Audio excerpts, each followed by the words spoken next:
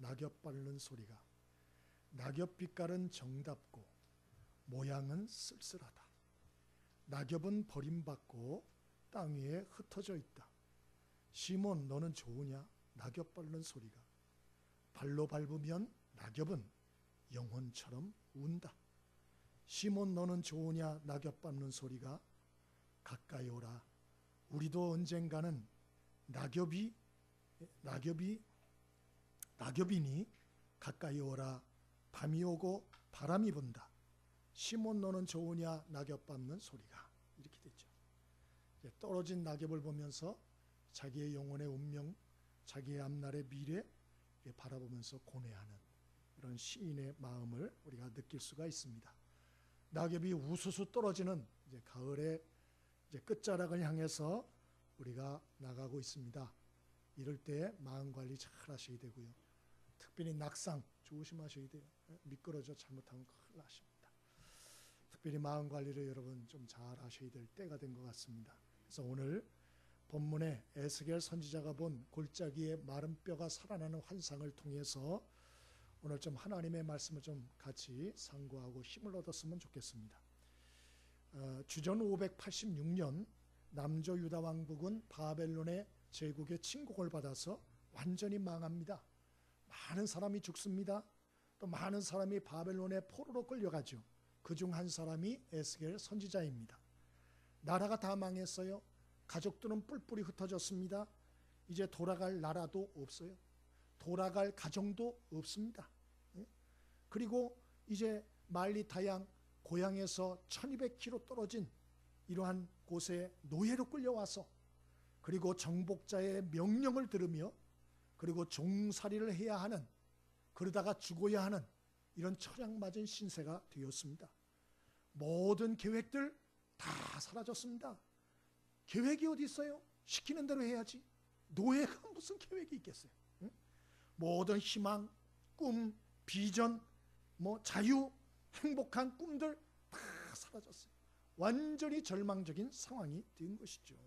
그때 하나님이 나타나셔서 오늘 이 참 바벨론 포로 생활 가운데 고통하고 있던 에스겔 선지자에게 나타나 하나님이 마른 뼈가 가득한 환상을 보여주십니다. 여러분 중에서 혹시 내 모습이 그렇다, 내 모습이 마른 뼈 같고 내 모습이 바닥에 떨어져 널브러져 이리저리 흔들리는 마른 낙엽 같다, 혹시 생각하는 분이 있을지 모르겠어요.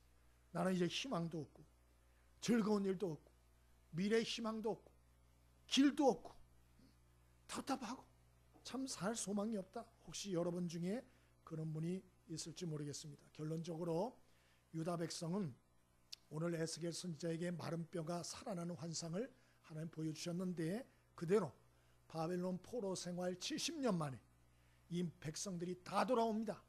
그리고 고향으로 돌아와서 자신들의 나라를 다시 세우고 가정을 다시 세우고 자기들의 삶의 터전을 다시 세우고 재개하는 일에 성공합니다. 그게 이스라엘의 역사예요.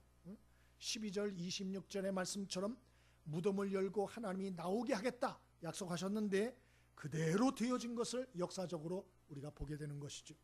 그래서 오늘 이 말씀, 오늘 하나님의 이 말씀을 우리가 다시 한번 마음에 새겨보면서 어떻게 하면 오늘 이스라엘 백성처럼 우리도 나 자신을 살릴 뿐만 아니고 다른 사람을 살릴 수 있을까? 그 비결을 다시 한번 생각해보고 저와 여러분이 이 죽어가는 참 세월 참으로 다 떨어지고 모든 우리 인생과 세상이 결국은 마지막 땐 심판받는다 그러지 않았습니까? 참 여러 가지 말이 극단적인 것처럼 들릴지 모르지만 세상은 죽어가고 있습니다. 우리도 죽어갑니다. 예? 여러분, 이런 죽어가는 세상과 죽어가는 우리 자신 속에서 어떻게 우리가 자신을 살리고 남을 그나마 살리며 살 수 있겠습니까? 오늘 이 말씀에 비결이 있습니다. 마음에 새기시고 적용하시고 정말 마음을 담고 실천들 하셔서 저와 여러분이 짧고 짧은 이 세상 자신도 살고 남도 살리는 축복의 인생으로 남을 수 있게 되길 바랍니다. 그러면 어떻게 우리의 글이 살 수 있을까? 한 두 가지를 생각해 봅니다. 1절과 2절 두 절 함께 합독해 보겠습니다. 합독합니다. 시작. 여호와께서 권능으로 내게 임재하시고 그의 영으로 나를 데리고 가서 골짜기 가운데 두셨는데 거기 뼈가 가득하더라. 나를 그 뼈 사방으로 지나가게 하시기로 본즉 그 골짜기 지면에 아멘. 첫 번째로 이 환상이 우리에게 주는 교훈은 하나님께 소망을 두라는 겁니다. 누구에게 소망을 둬요? 하나님께. 오늘 여기 지금 낙심과 좌절과 자포자기 가운데 빠진 이스라엘 백성들, 에스겔 선지자에게 환상을 보여줍니다. 골짜기의 뼈들, 그것도 보통 뼈가 아니고 말라 완전히 색깔이 퇴색한 뼈들을 보게 하십니다. 근데 하나님이 이 마른 뼈들을 살리시고 극히 큰 군대가 되게 하셨다. 이게 37장의 앞에 나오는 그 환상의 내용이에요. 하나님이 질문하시죠. 이 마른 뼈가 다시 살겠느냐? 에스겔 선지자가 대답합니다. 주 여호와여 주께서 하시나이다. 그리고 하나님이 에스겔에 지시를 주시고 그 지시대로 행하였더니 골짜기의 마른 뼈들이 큰 군대가 되었더라. 무슨 의미죠? 첫 번째로 사람의 죽고 사는 것, 한 공동체의 흥망성쇠는 절대적으로 하나님께 달려있다. 이 사람한테 달린 게 아니라는 거예요. 누구한테 소망을 가져라? 하나님께 소망을 두고 살아라. 그런 얘기예요. 두 번째로는 사람이 아무리 절망과 고통 속에 있다 할지라도 그러나 그들을 다시 살리시고 하나님은 그들을 회복시키기를 원하시는 사랑의 하나님이시다. 그런 메시지를 주는 거예요. 그 소망을 하나님께 둬라. 그런 얘기죠. 여러분은 소망을 어디다 두고 살고 있습니까? 한번 자기에게 자문자답을 해보세요. 나는 어디에 소망을 두고 사나? 이게 어디에 소망을 두나 이 얘기는 바꾸면 내 인생의 최고의 가치를 진짜 나는 어디다 두고 사나? 한번 생각을 해보세요. 간혹 텔레비나 우리가 뉴스 매스컴을 보면 자기 생명을 버리고 자살하는 이런 뉴스들을 우리가 보고 듣고 합니다. 우리가 그 깊은 속내는 우리가 다 알지 못합니다만은 그러나 아는 거 하나 있습니다. 그것은 무엇이냐? 그분들은 자기 인생의 최고 가치를 하나님께 두지는 않았다라고 하는 거예요. 그거는 제가 이야기를 할 수 있습니다. 그러면 어디다 두었을까? 그분들은 순간적으로 참 감정이 욱해서 그럴 수도 있습니다만은 그분들은 대개 보면 자기 명예와 자존심에 최고 가치를 두는 거예요. 그리고 자기의 명예가 훼손됐다, 내 자존심이 상했다, 그러면 죽는 거예요. 왜? 내 최고 가치가 명예와 자존심이니까. 그러니까 망신을 당하면 죽는 거예요. 그냥 죽는 거예요. 왜? 자기 최고 가치가 그거예요. 또 어떤 사람은 자기의 최고 가치를 어떤 사람에게 두는 사람이 있어요. 그러다가 그 사람에게 모든 소망을 두다가 그 사람이 자기를 배신하거나 아니면 그 사람이 떠나가면 자기도 떠나가는 거예요. 자기도. 사람에게 자기의 최고 가치를 두는 것이죠. 또 어떤 사람은 돈이나 물질, 또 화려하고 부유하고 넉넉한 삶과 행복한 환경, 이런 거에 자기 최고 가치를 두지요.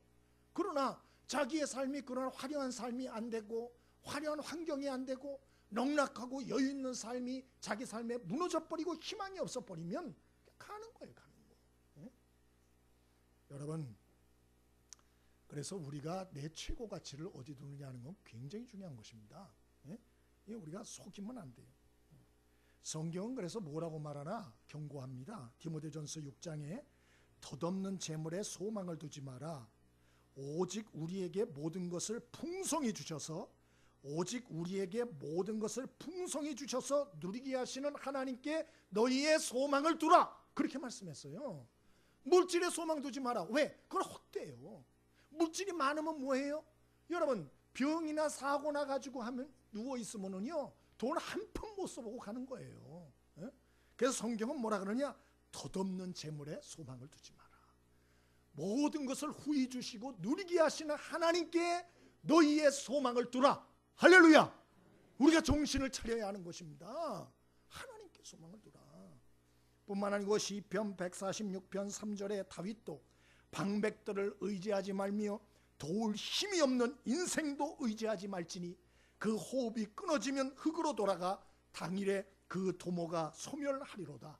야곱의 하나님으로 자기 도움을 삼으며 여호와 하나님께 소망을 두는 자는 복이 있도다. 그렇게 말했어요. 왜 그렇게 말합니까? 첫째는 하나님은 영원하세요. 그리고 그분은 전능하세요. 그리고 그분은 진실하세요. 그분은 또 변함이 없으세요. 뿐만 아니고 시편 146편 7절에 보니까 하나님은 어떤 분인가?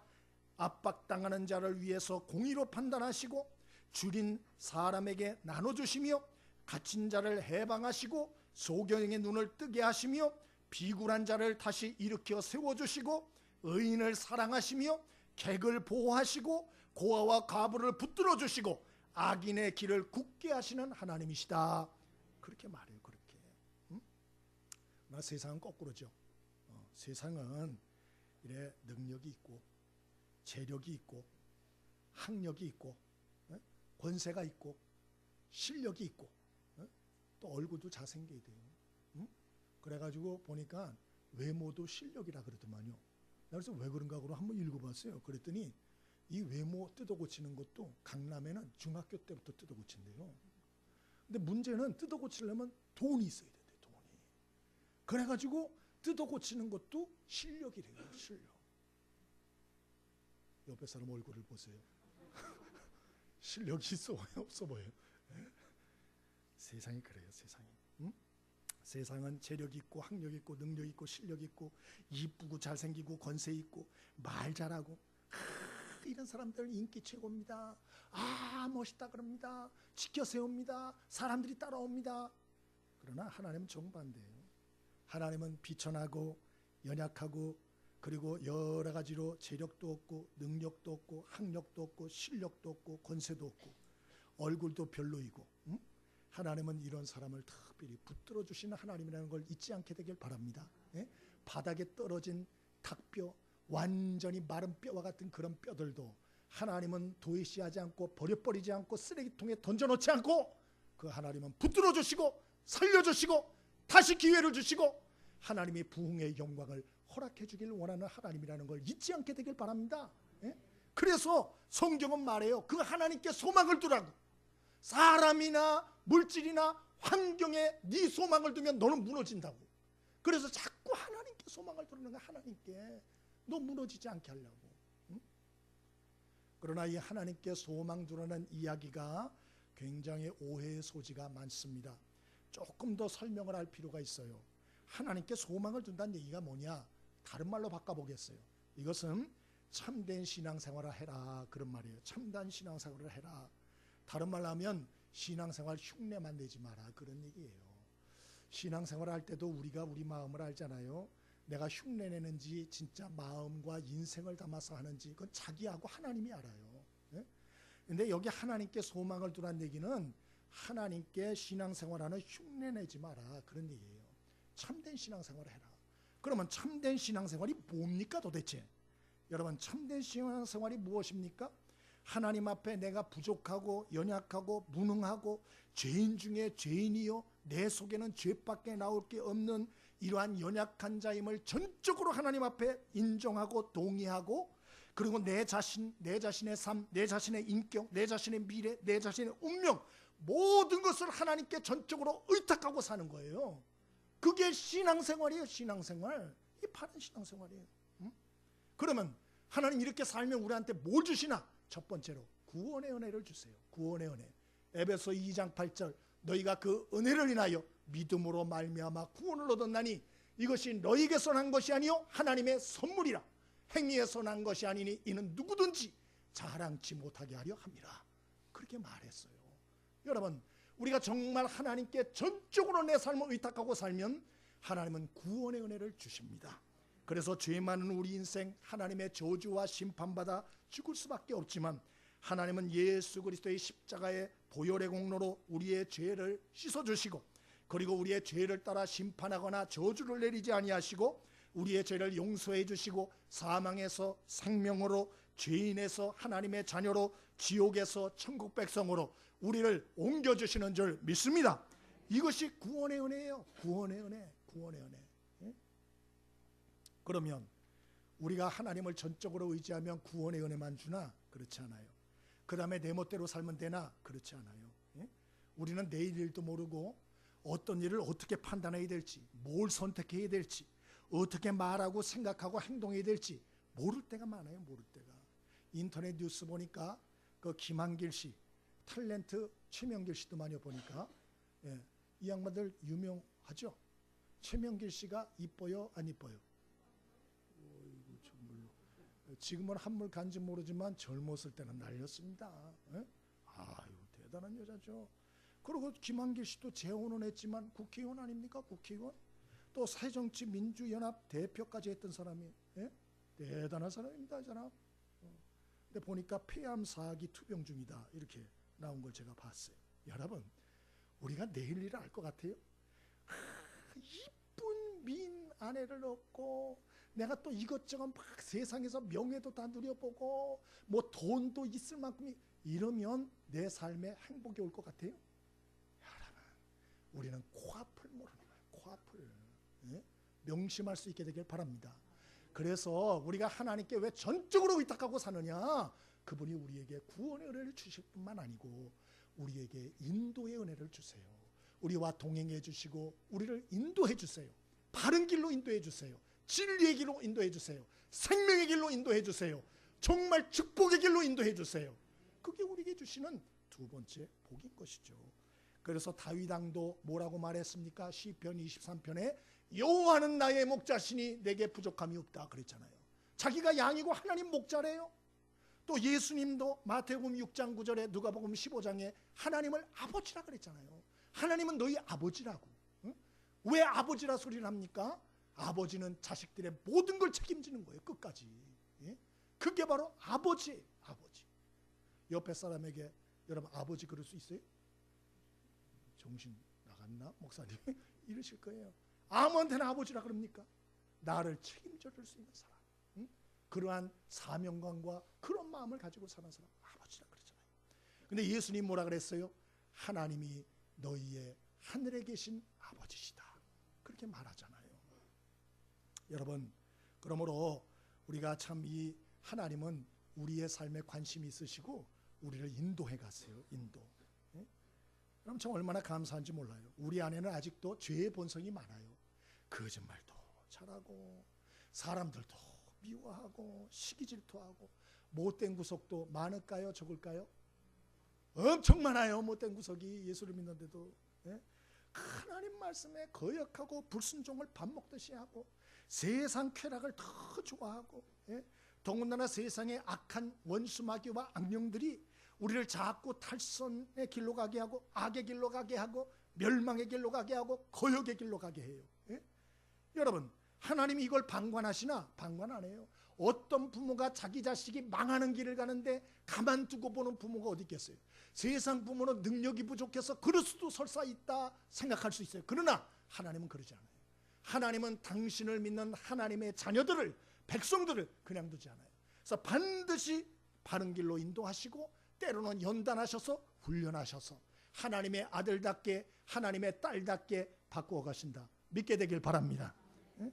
그게 성경의 얘기예요. 구원받았다고 내 멋대로 하면 안 돼요.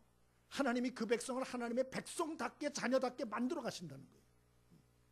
오늘 에스겔서에 보면 유다 백성들 망해가지고 나라가 망하고 가정이 해체되고 그래가지고 바벨론에 끌려가지 않았어요? 그러면 이 유다 백성들이 이때 당시에 하나님 모르는 사람들이었습니까? 하나님 아는 사람들이에요. 하나님께 예배 안 하던 사람들입니까? 자기들 깐에는 열심히 예배한다고 했던 사람들이에요. 이 사람들은 하나님께 선택받은 선민이라는 자긍심과 자부심이 대단했던 사람들이에요. 그런데 왜 바벨론에 멸망을 해가지고 나라가 망하고 가정이 해체되고 그곳에서 생고생활하고 피눈물을 흘려야 됩니까? 그것은 우리가 아는 대로 이분들이 살만하니까 하나님 의지를 안 해요. 마음이 높아지고 교만해져서 하나님의 소리에 귀를 기울이지 않아요. 자꾸 세상으로 가는 거예요. 하나님을 등지는 거예요.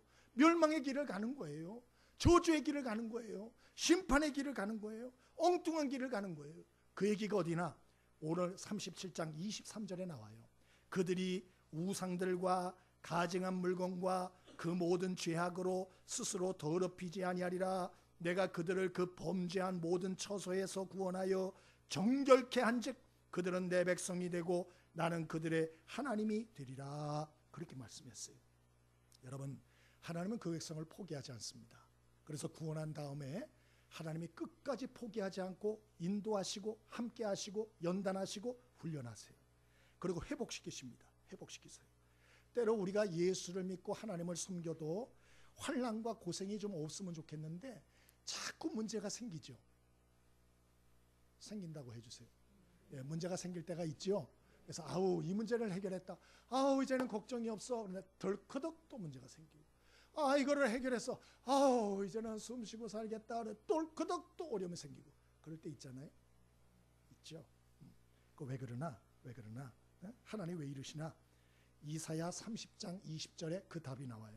주께서 너희에게 환난의 떡과 고생의 물을 주시나 내 스승은 다시 숨기지 아니하시리니 내 눈이 스승을 볼 것이며 너희가 우편으로 치우치든지 좌편으로 치우치든지 내 뒤에서 말소리가 내 귀에 들려 이르기를 이것이 정도니 너희는 이 외로 행하지 말라 할 것이며 이런 말씀이 나와요. 그러니까 하나님께서 당신의 백성들이라 할지라도 환난의 떡과 고생의 물을 먹고 마시게 할 때가 있다는 거예요. 왜? 왜 그럴까? 왜 그럴까? 얘기하잖아요. 그것은 바로 스승 되신 하나님의 인도를 받고 스승 되신 하나님의 말씀에 귀를 기울게 하려고. 그래서 하나님이 환난의 떡과 고생의 물을 먹게 하실 때가 있다는 거예요. 응? 왜? 그래야 하나님의 말을 들으니까. 그래야 생명의 길과 그리고 하나님이 원하시는 축복의 길을 걸어갈 수 있으니까. 여러분 아이가 밖에서 놉니다. 엄마가 불러요. 얘들아 이제 들어와라. 들어와라. 들어와요? 야 밥 준비 다 됐다. 저녁 준비 다 됐다. 빨리 들어와. 빨리 들어와. 들어와요 안 들어와요? 싱크도 안 합니다. 아 조금만 있다가 조금만 있다. 지들게 놀아요. 좀 있다. 빨리 들어와. 빨리 들어와. 어여 들어와. 들어와요 안 들어와요? 안 들어옵니다. 근데 언제 들어와요? 놀다가 팍 넘어져가지고 무릎팍이 돌에 팍 쪄가지고 무릎팍에서 피가 철철철 나오면 집으로 돌아올까요 안 돌아올까요? 돌아오지 말라 그래도 돌아와요. 아 엄마 아빠 할머니 할아버지 이러면서 돌아와요. 응? 여러분 하나님이 왜 그 백성들에게 환난의 떡과 고생의 물을 먹고 마시게 할 때가 있나? 하나님 앞에 돌아오게 하려고. 무엇이? 마음. 이 마음. 응? 하나님은 마음이 돌아오길 원해요. 몸이 돌아왔다고 돌아온 게 아니에요. 진짜 마음이 돌아와야 돼요. 하나님 그걸 원하세요. 응? 그리고 하나님께 진짜 소망을 두고 살기를 원하세요. 응? 여러분 그러면 환난과 고생의 물로 하나님이 우리를 훈련하고 인도하고 교육할 때가 있는데 뭐 어떻게 극복을 하냐? 예? 죽는 날까지 환난과 고난의 물을 하나님이 떡을 안 먹게 하면 좋겠는데 죽을 때까지 그런 일은 없어요. 예? 죄송하지만 우리의 죽는 날까지 환난과 고난은 올 거예요. 왜? 우리가 못됐거든요. 못됐거든. 살만하면 자기 멋대로 하거든요. 예? 그래서 이거 빗나가거든요. 잘못하면 여러분 멸망길로 같이 떨어지거든요. 그래서 하나님이 깊이 보시고 자꾸 이끄세요. 그러면 환난과 고생의 물, 아우 지긋지긋하고 떡, 오늘 떡 있습니다. 이 환난과 고난의 물과 떡을 안 먹고 싶어. 그럼 어떻게 해야 되나? 네, 그 방법도 하나님이 알려주세요. 이사야 30장 19절입니다. 제가 읽어드립니다. 시온에 거하며 예루살렘에 거하는 백성아 너희는 다시 통곡하지 않을 것이라. 그가 너희의 부르짖는 소리로 인하여 내게 은혜를 베푸시되 들으실 때에 내게 응답하시리로다. 아멘. 벗어나는 길을 비결을 딱 하나 얘기했어요. 그 키를 하나를 딱 얘기를 했어요. 그게 뭐냐? 하나님 앞에 나와서 부르짖어라. 끝이에요. 그거 외에는 없어요. 예? 그러면 여기만 나오나? 그렇지 않아요? 예레미야 33장 3절에도 똑같이 예레미야 선지자도 얘기해요. 너는 내게 부르짖으라. 내가 내게 응답하겠고 내가 알지 못하는 크고 비밀한 일을 내게 보이리라. 똑같이 얘기해요. 그럼 에스겔서의 기도하란 말이 어디 나왔습니까? 36장에 나와요. 36장 37절 바로 나오는데 거기에 보면 하나님이 바벨론의 포로로 끌려간 백성들에게 내가 너희들을 이 황폐한 땅으로 다시 돌아와서 이 황폐한 땅을 에덴 동산같이 만들어 주리라. 그렇게 약속하세요. 근데 하나님이 조건을 딱 하나 답니다. 그 조건이 뭐냐? 에스겔 36장 37절에 이렇게 말해요. 그래도 이스라엘 족속이 이같이 자기들에게 이루어 주기를 내게 구하여야 할지라. 그렇게 말씀했어요. 하나님이 선한 계획을 너를 향해서 가지고 있어도 네 입으로 하나님 앞에 부르짖지 않으면 하나님이 그 일을 이루지 않겠다. 왜요? 하나님은 우리의 몸만 원하지 않으세요. 우리의 마음이 정말 하나님께로 돌아오고 우리의 인생을 정말 하나님께 걸고 하나님께 내 운명을 걸고 하나님께 소망을 걸고 그렇게 사는 자를 보기를 원하세요. 그리고 그들을 구원하세요. 그리고 그들을 인도하세요. 그리고 그들을 책임져 주세요. 그리고 그들을 회복시켜 주세요. 믿게 되길 바랍니다. 응? 근데 문제는 뭐냐? 안 해요. 부르짖지를 않아. 예? 왜 그러냐? 두 가지 때문이에요. 하나는 고집 때문에. 고집을 부리는 거야. 그래서 하나님이 돌아오게 하려고 고난과 환난을 주는데 이 고난과 환난 속에서 뭐라 그러는 줄 아세요? 하나님 나를 이렇게 미워해? 고난과 환난 나를 이렇게 줘? 섭섭해 하나님. 내가 죽어도 기도하나 봐. 나도 한 고집 있는 사람이야? 기도를 안 해. 하나님의 마음은 돌아서게 해서 하나님 복 주기를 원하는데 끝까지 쓸데없는 고집을 부리는 거예요. 그러다가 매를 자초하고 점점 여러 가지 어려운 갑작스러운 어려움을 당할 수가 있어요. 또 하나는 교만을 부리는 거예요. 교만. 내 문제 내가 다 할 수 있어. 언제부터 하나님이 도와줬다 그래. 내가 알아서 내 일은 다 할 거야. 이런 교만이죠. 여러분 그러한 교만이 먹힐 때도 있어요. 그러나 여러분 하나님이 보고 보시다가 안 되겠다 싶으면 한순간에 무너질 수 있다는 걸 아셔야 돼요. 여러분 교만은 패망의 선봉이라는 걸 기억하고 하나님 앞에 겸손하게 하나님이 말씀을 주실 때 환경으로 쌓인들 때 여러분 두 손을 들고 하나님 앞에 나와 마음으로 하나님 앞에 부르짖고 기도하는 저와 여러분의 인생이 되어지기를 바랍니다. 예? 여러분 맷집만 키우려고 그러지 마세요. 맷집. 예? 환난과 고난이 오는데도 쓸데없이 점잔을 빼고 쓸데없는 고집을 부리고 이러면 안 돼요. 점잖게 좋은 날이 오겠지. 무슨 좋은 날이 와요. 그런 날은 안 와요. 그러므로 여러분 환난과 고난이 올 때는 고집 부리지 말고요. 하나님의 교회든지 집이든지 문제가 있을 때 하나님께 부르짖게 되길 바랍니다. 성경은 기도하라 그러지 않아요. 부르짖으라 그래요. 부르짖는다는 게 뭐예요? 마음의 울분과 우라를 쏟아놓으라는 거예요. 하나님 앞에. 그 부르짖는 기도가 있어야 된다고 성경은 말하고 있잖아요. 내 팔자야 내 팔자야. 조상 탓이야 조상 탓이야. 누구 탓이야 누구 탓이야. 쓸데없는 소리 하지 말고 여러분 하나님 앞에 부르짖고 기도할 수 있길 바랍니다. 우리 11월 5일부터 가을 2차 특세를 시작합니다. 제가 참 대단하다고 생각하는 것은 그렇게 오랫도록 우리가 특세를 하는데도 한 번도 참석 안 하는 분들이 있어요. 참 대단하시다. 근데 그런 생각이 들어요. 근데 그런 분들 보면 어려움이 없나? 있어요. 왜 없겠어요? 근데도 아직 참 하나님 앞에 부르짖는 기도 단계에 못 들어가는 게 너무 안타까워요. 여러분 하나님께서 우리에게 말씀으로 이렇게 경고하실 때 저와 여러분이 하나님 앞에 나 부르짖어 기도하고 기도하는 일에 순종할 수 있게 되길 바랍니다. 그리고 하나님을 만나고 하나님의 은혜를 받고 하나님의 응답을 받고 하나님의 살아계심을 경험하고 그래야 내가 살아나잖아요. 그래야 간증이 있잖아요. 간증이. 교회를 다녔는데도 기도하고 마음을 바쳐서 부르짖는 기도도 안 하는데 하나님이 장난하듯이 기도 생활하는데 신앙생활하는데 도와주시겠어요? 여러분 하나님을 만우리 여기면 안 돼요. 하나님을 없인 여기면 안 돼요. 사람끼리도 마음을 주고 받아야 그 사람의 관계가 깊어지는데 하나님께 신앙생활을 한다고 하면서 하나님 앞에 장난하듯이 그렇게 신앙생활하면 안 돼요. 하나님께 마음을 드리세요. 중심을 드리세요. 중심을. 그래서 저와 여러분이 먼저 살아있는 신앙의 사람이 될 수 있길 바랍니다. 내 영혼이 살아야 남을 살리지요.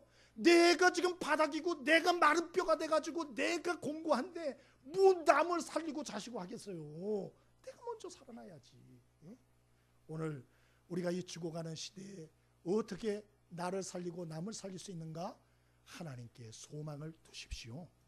정말 여러분의 인생의 소망을 정말 하나님께 두십시오. 그런 사람은 눈빛이 다르고 삶의 고난의 행동이 틀립니다. 하나님 앞에 장난하지 않습니다. 까불지 않습니다. 여러분, 우리 하나님께 소망 삼고 하나님 소망 삼고 사는 축복의 사람 될 수 있길 바랍니다. 마지막으로 우리가 어떻게 할 때 내가 살고 남을 살리는 인생이 될 수 있을까요? 4절 5절 우리 두 절을 같이 한번 읽어봅니다. 4절과 5절입니다. 함께 읽습니다. 자, 시작. 또 내게 이르시되 너는 이 모든 뼈에게 대언하여 이르기를 너희 마른 뼈들아 여호와의 말씀을 들을지어다. 주 여호와께서 이 뼈들에게 이같이 말씀하시기를 내가 생기를 너희에게 들어가게 하리니 너희가 살아나리라. 아멘. 첫 번째로는 하나님께 소망 삼고 사는 참된 신앙생활을 하십시오. 두 번째로는 하나님의 동역자가 되십시오. 하나님의 신실한 동역자가 되십시오. 에스겔 골짜기로 하나님이 이 참 에스겔을 데려갔어요. 그리고 하나님이 에스겔 선지자에게 명령해요. 이 모든 뼈에게 대언하라. 마른 뼈들아 여호와의 말씀에 너희들이 이 뼈들에게 하나님이 너희가 살아나리라 하셨다. 하나님이 말씀하셨다. 하나님이 생기로 너희에게 들어가게 하리니 너희가 살리라고 하나님이 말씀하셨다. 그냥 그 하나님이 주신 말씀을 그대로 대언했어요. 그러자 어떤 일이 일어나나 성경에 보니까 이 마른 뼈들이 다 연결이 되기 시작했어요. 그리고 제자리를 잡기 시작했어요. 그 위에 살이 붙기 시작했어요. 그 위에 피부가 입혀지기 시작했어요. 그리고 형체가 회복되기 시작했어요. 그리고 하나님의 생기가 들어갔어요. 그리고 다 일어나서 살아있는 사람이 되고 하나님의 군대가 되었더라. 이렇게 돼 있어요. 여러분, 이상하지 않아요? 하나님이 직접 하시지 왜 에스겔을 시킵니까? 왜 대언을 하게 해요? 그러니까 하나님이 얘기하시면 되잖아요. 하나님이. 여기에 귀중한 교훈이 있어요. 하나님은 이 모든 죽어가는 세상의 사람들을 살리는 일에 먼저 믿은 하나님의 사람들의 동참을 요구하신다는 거예요. 하나님이 그것을 기뻐하신다 하는 것을 알려주고 있는 거예요. 하는 일은 하나님이 하시는 거예요. 살리는 것. 근데 우리 보고 뭐 하라는 거죠? 하나님이 지시대로 순종하여 하라는 거예요. 그러면 하나님이 그 사람들을 살리겠다는 거예요. 깨달음이 있게 되기를 바랍니다. 예? 여러분, 참 우리가 이 일을 먼저 믿는 사람들에게 하나님이 원하시는데 때로는 우리가 아이고 나는 나이가 많아요, 가진 게 없어요, 또 무슨 너무 바빠요, 상황이 어려워요 이러면서 하나님이 이 죽어가는 세상의 사람들 살리는 일을 우리가 뒤로 할 때가 있어요. 근데 이것을 우리가 순한 마음으로 좀 했으면 좋겠어요. 요나서에 보면 요나 선지자가 하나님이 니느웨에 가서 하나님 말씀을 전하라. 그들을 예수 믿게 하라는 거 아니에요. 그냥 전하라고. 하나님의 말씀을 전하기만 하라고 그랬어요. 근데 그것도 싫었어요. 그래서 싫습니다 하나님. 아주 하나님한테 완전히 1대1로 대적했던 사람이 요나 선지자예요. 니느웨는 나 그 나라 싫어요. 그 사람들 싫어요. 원수의 나라예요. 너무 미워요. 도망갔어요. 배를 타고 도망가는 요나, 하나님이 어떻게 했습니까? 바다에 풍랑이 일어나게 하시고 그 풍랑에 요나가 빠지게 하시고 물고기 뱃속에 들어가게 하시고 그리고 그곳에서 회개하고 결국은 순종하잖아요. 결국은. 여러분, 하나님이 우리에게 어떤 지시를 할 때 두 가지예요. 자기 선택이에요. 끌려서 나중에 하든지 아니면 선한 마음으로 동참을 하든지 둘 중에 하나입니다. 저와 여러분이 후자가 될 수 있기를 바랍니다. 이게 끌려서 하는 사람도 힘들고 시키는 사람도 힘들어요. 그래서 우리가 되도록 저 주변의 사람들 여러 가지 저 사람은 참 돌이켜야 되는데 이런 사람들이 있잖아요. 여러분 낙심하지 말고 여러분 하나님께 올려드리고 그리고 하나님의 지시대로 한번 순종해보는, 그래서 하나님의 종이요 동역자로 쓰임받는 인생이 됐으면 좋겠어요. 왜 그러냐? 결국 그것만이 아름답게 남기 때문에 그렇습니다. 제 신학대학원에 참 교수님이셨던 심창석 교수님이라고 계세요. 이분의 간증을 제가 직접 들은 얘기가 있어요. 이분의 매형이 계세요. 이 매형이 1950년대 말 대학을 다녔어요. 그것도 좋은 대학. 그리고 4대 독자예요. 그리고 얼마나 교만한지 1950년대에 4년제 대학, 더군다나 S 들어가는 대학을 나왔으니 얼마나 대단한 겁니까? 근데 4대 독자예요. 4대 독자. 근데 이제 매형이니까 자기 누님이 이제 그 와이프가 되죠. 이 누님이 얼마나 고생을 많이 하는지, 이 사람이 어느 정도로 교만한지 밥을 차려다가 이렇게 밥상에다 앵겨주잖아요. 그러면 반찬이 마음에 안 들면 집어 던지는 거예요. 이걸 먹으라고 밥상에 차려서 팍 쳐버리는 거예요. 수시로. 그 더군다나 이분이 공무원이었어요. 공무원. 그것도 좀 좋은 공무원. 잘 나가는 공무원. 그러니까 뭐 안 보이는 거야. 안 보이는 거야. 배는 게 없는 거야. 다 자기 아래인 거예요. 발가락에 뗀 거예요. 전부 다. 배는 게 없는 거예요. 하루는 이 부인하고 아이들이 교회를 갔다 왔대요. 그랬더니 이 애들이 교회에서 쪽복음을 가져왔는데, 교회 나간 지 얼마 되지 않았을 때 쪽복음을 가져왔는데 이 매형이 화가 나가지고 도끼를 가져와가지고요, 애가 가져온 쪽복음을 도끼로 다 찍어버렸대요. 아유, 이런 못된 사람이 다 있어. 애들은 차지러지죠. 울고불고. 아버지가 이거 완전 살인마, 이거 도대체 사람인가 이렇게 생각이 들고.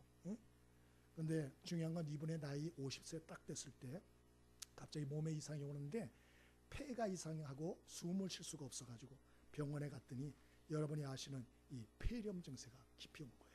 그래가지고 이분이 2번의 수술을 했는데 결국 치유를 못했어요. 그래서 몸은 말라가고 드디어 이분이 집안의 골방에서 치과 생활을 시작합니다.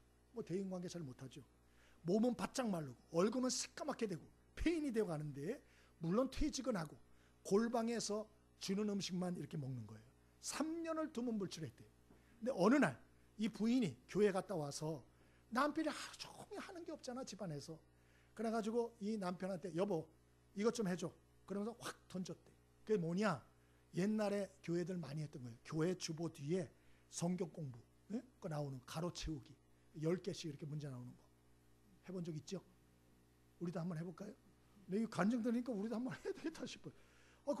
그 가로 넣기는 하는데 이제 그거를 가져가가지고 한 주 동안 풀어서 교회에 내면 그걸 체크를 해가지고 연말에 시상을 하는 거예요. 시상 점수를 매겨가지고. 매형이 골방에서 하는 일이 없잖아요.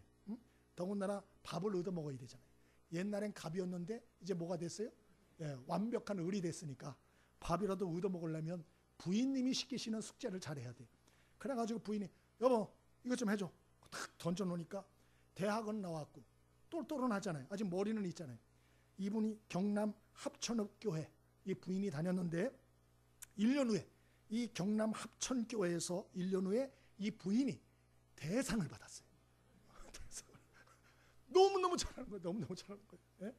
3년이 지났습니다. 하루는 이 누님에게 이 매형이 여보 그러더래요. 그래서 왜요? 그랬더니 여보 나 좀 봐. 왜요? 나 세례 받고 싶어. 그러더래요. 뭐야? 나 세례 받고 싶다고 그러더래요. 이 양반이 미쳤나? 한 번 교회 나간 적도 없고 설교를 정식으로 들어본 적도 없고 목사님 신방 만든 적도 없고 3년 동안 아무 의미도 모르고 형식적으로 마누라가 던져준 이 성경 가로 채우기 숙제 이 문제를 하다가 마음에 하나님이 역사하신 거예요. 내 신세가 저량맞다. 나도 하나님 의지하고 살고 싶다. 나도 하나님 도움 받고 싶다. 이런 마음이 싹 들어간 거예요. 싹 들어간 거예요. 그래서 자기 입으로 부인한테 세례받고 싶다. 그리고 결국 다 싸매고 교회를 나가기 시작했답니다. 그래서 신앙생활을 시작하는데 하나님이 큰 은혜를 주셨어요. 첫날부터 펑펑 오는 거예요. 얼굴이 변화됩니다. 이분이 은혜 받고 나서 찬송이 너무 하고 싶었대요. 제일 은혜 받은 게 찬송이야. 찬송. 근데 폐가 망가져서 찬송을 할 수가 없어. 찬송. 그래서 아들한테 부탁해서 카세트 테이프를 참 사오게 해가지고 거기다가 찬송가 테이프를 듣는데 달마다 닳도록 들었대요. 닳도록. 이분이 제일 좋아하는 찬송이 몇 장이냐? 주 안에 있는 나에게. 주 안에 있는 나에게 땅 근심 있으랴. 십자가 밑에 나아가 내 짐을 어떻게 했죠? 불었네. 주님을 찬송하면서 할렐루야. 마지막에도 이분이 이 찬송을 듣다가 별세하셨대요. 여러분 사람은 다 약해요. 다. 나만 약한 게 아니야. 다 약해. 이 여러분 가을 낙엽에 다 떨어지는 것처럼 우린 다 그렇게 떨어져 갈 거예요. 떨어져 갈 거예요. 그래서 사람들은 다 의지할 대상을 다 찾고 싶어하는 마음이 마음속에 있다고요. 아직 젊고 살만한 친구들은 뭐 그런 마음이 없을 수도 있어요. 그러나 점점 세월이 지나가면서 사람은 그런 마음이 깊이 들어오게 돼 있어요. 낙엽이 지는 계절입니다. 사람들의 마음이 겸손해질 수밖에 없는 그러한 계절입니다. 하나님께 먼저 우리가 소망을 두고, 그리고 소망을 둔 사람처럼 하나님께 문제와 염려, 근심을 내어 맡기고 부르짖고 기도하여 그 은혜와 응답을 받아 여러분 우리의 영혼이 먼저 살아날 수 있게 되기를 바랍니다. 그리고 다른 사람도 우리가 좀 불쌍히 여겨주고, 한순간이면 세상을 속절없이 떠날 수 있는 사람들이에요. 사람들을 너무 강하게 보지 말라고요. 다 불쌍한 사람들. 우리가 그들을 좀 불쌍히 여기고 주님의 인도를 따라 우리가 순종하여 말씀의 증거의 통로가 됐으면 좋겠어요. 때로는 말씀을 전하라 그러니까 무슨 말을 잘하라, 그게 아니에요. 때로는 하나님이 저 사람에게 구제를 하라. 우리 교회에서 구제하잖아요. 그럴 때 구제하라. 그러면 그 구제 신청해서 좀 갖다 주고, 때로는 저 사람 불쌍히 여기고 기도해 주라. 그러면 그대로 그냥 기도해 주고, 무슨 특별한 걸 하라는 게 아니에요. 하나님이 내 마음에 감동을 주는 대로 그대로 가서 해주는 게 하나님의 말씀의 통로가 돼주는 거예요. 그러면 누가 역사하겠다? 하나님이 역사하겠다. 하나님이 그를 변화시키겠다. 하나님이 그 사람을 살리겠다. 오늘 그러시잖아요. 말씀을 마칩니다. 저와 여러분이 오늘 이 말씀 마음에 잘 새기고 우리 실천해서 자신을 살릴 뿐만 아니고 다른 사람을 살리는, 죽어가는 세상의 한 줄기 빛과 같은 소망의 빛을 비추는 저와 여러분, 또 우리 교회 될 수 있기를 바랍니다. 우리 찬송 한 장 드리겠습니다.